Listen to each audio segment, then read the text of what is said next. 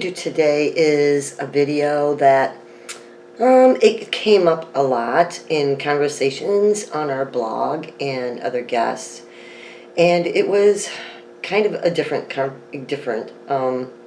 question that sometimes after you get the discard, or you find them with another, a new supply right away or whatever.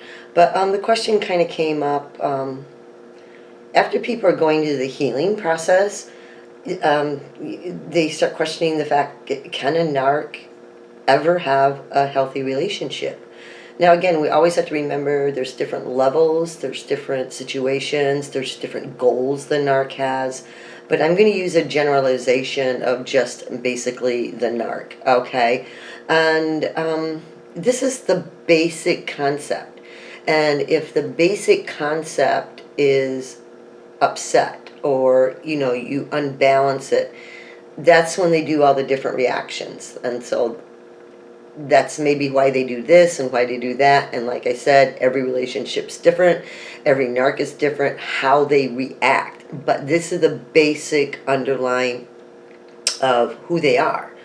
So this is going to be kind of just an informative video, and the question is, can a narc have a normal relationship, a healthy relationship? And first I'm going to touch the bases on it. It's been asked, can a narc be in a relationship with another narc?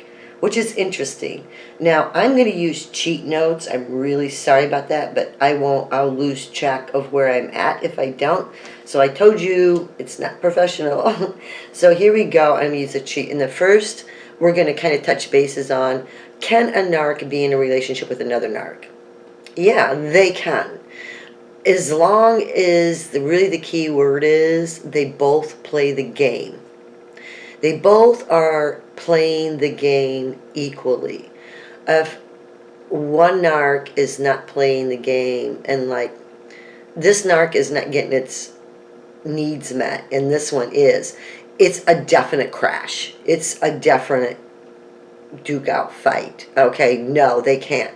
Both narcs have to be equally giving the attention to each other and understand each other, and give and take the attention. And so as long as they're playing the game, which I don't know how well that turns out. I'm sure some do and some don't.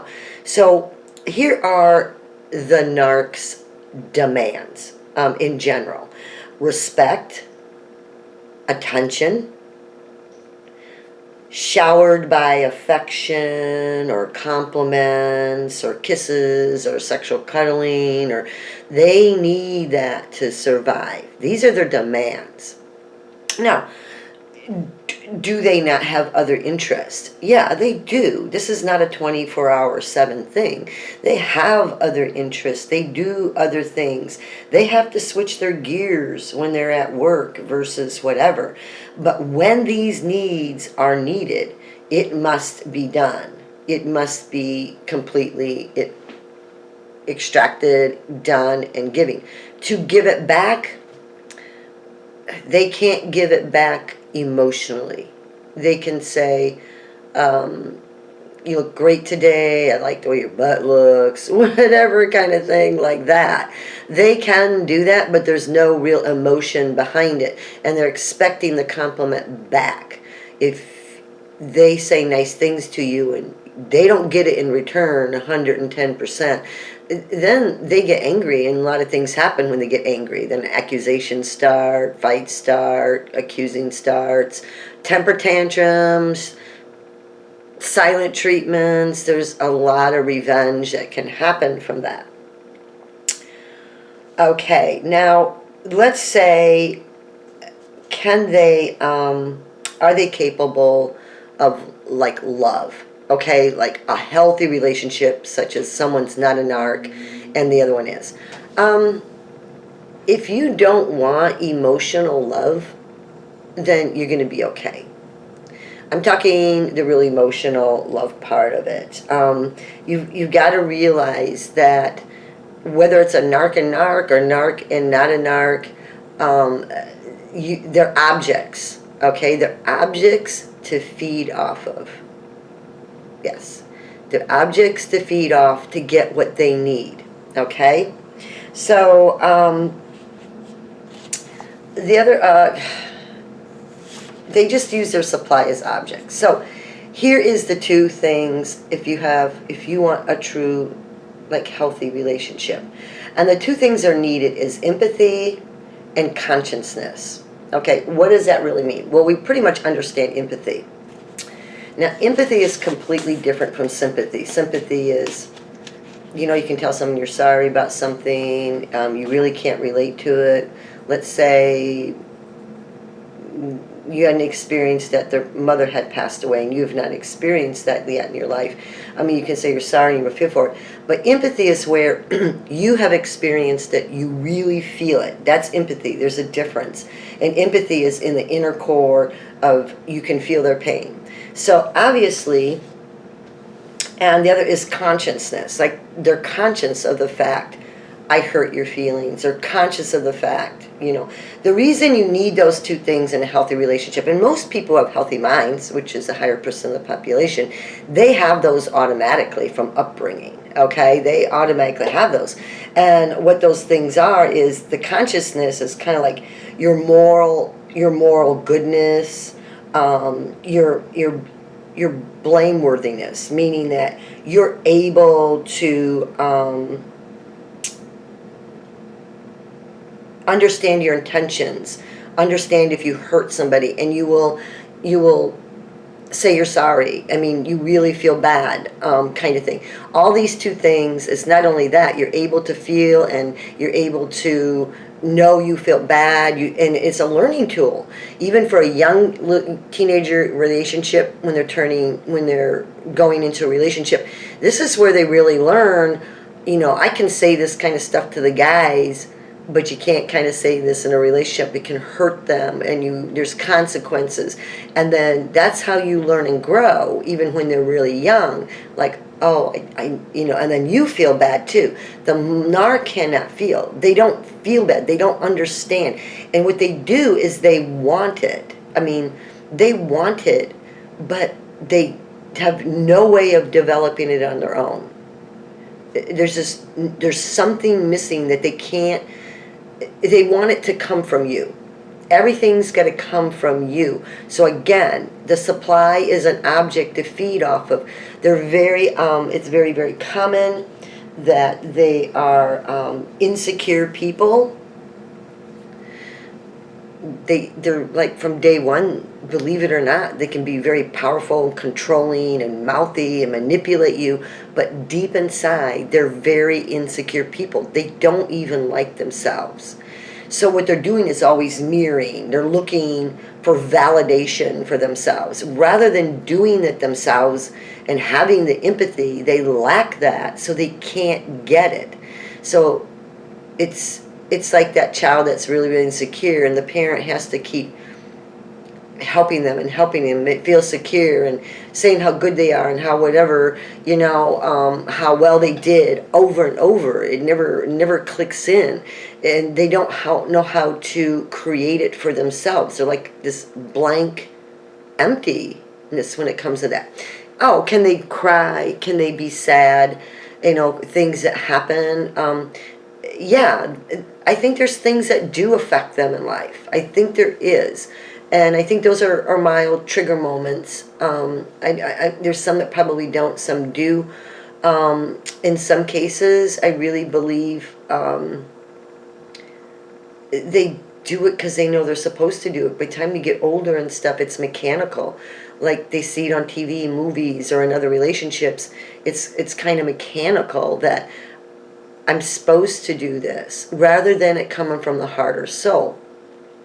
There could be times they really do feel sad, that they're losing part of their supply. Like, could even be a child that totally admires them. That's a supply for them. I'm not saying they don't love the child or whatever, but they will lack a lot of emotional feeling. It's just not built into them. And they don't know how to respond to that. So obviously in a relationship where it's really noticed the most. they lack feeling the pain and empathy. That's a really big one. It's like, I'm sure a lot of you've had that, and I'm sure a lot of you've racked your brain. Here's a really good example. It's kind of like they did something really bad that hurts your feelings, or even the silent treatment, or even the break, or walked out on whatever, and you're really hurt, and you actually get more hurt because they're not responding to it. You're not getting the feeling that they felt bad they did it. It's really almost like you're looking at a blank slate, like they're hearing it, but it's not coming through here. They hear it, but they're not getting it. And I'm sure every single one of you have gone through that somewhere along the way. Even to the point, there's times like you try to give different scenarios to them, like, what if I did this to you? How would you feel if I did this? And you can just speak your heart out, and they still aren't understanding it. And I know that frustrates you more than probably the thing they did in the first place. It's like they don't get it. And you try, you even wonder, like, are they upset too when we break up and I'm upset? Probably not. Okay, just get over that part of it.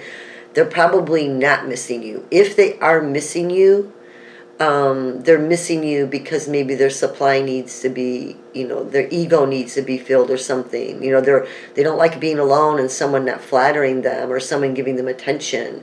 Can things change as they get older? I think sometimes it does. We'll have a whole nother video on that. We're going to do a little more research and a little more people that are involved with older narcs, and I know everyone is going to be different. Like, do they get better or worse? We'll do another video on that, like how do they do when they get older. Again, they just use people as objects, and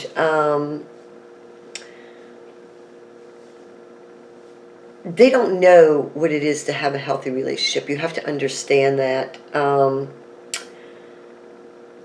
Or even how it is to be with one. They just don't know. Do I feel that possibly they may want to actually have love? Yes. But, oops, gotta be quiet, the dog, sorry. Do they actually want it? I think they do. They really do.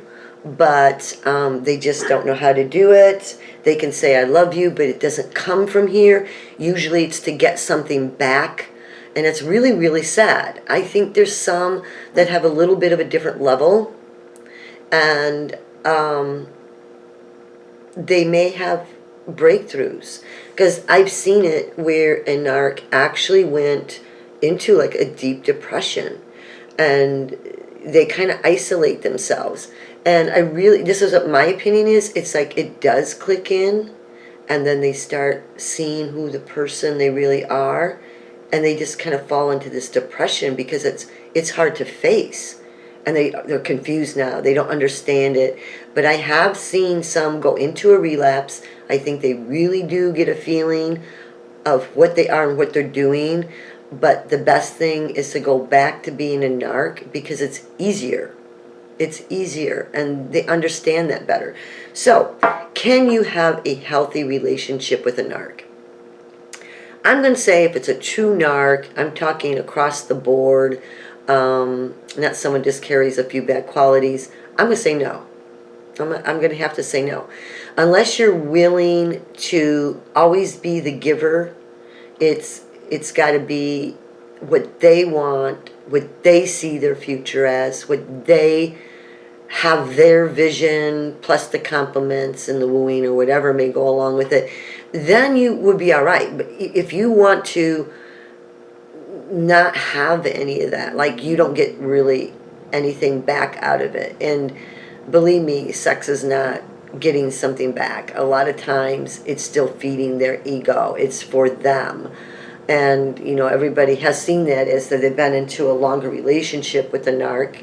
In a lot of cases, when You know, it's like you don't want to be doing it every day or all the time, and your life is busy. They get mad. They feel like they're rejected. Rejection's huge for them. Like any normal thing, it's like I'm tired, or they don't have any empathy that you worked all day and you're tired. They don't have any empathy for maybe bad things are going on in your family that you have to deal with. It's like when you're back, it's like my needs need to be met. There's no empathy for that. So I would have to say no, unless you want to choose to possibly just be the left wheel. That's it. I hope to see you in the next video. We're going to be making more. Hit the subscribe button.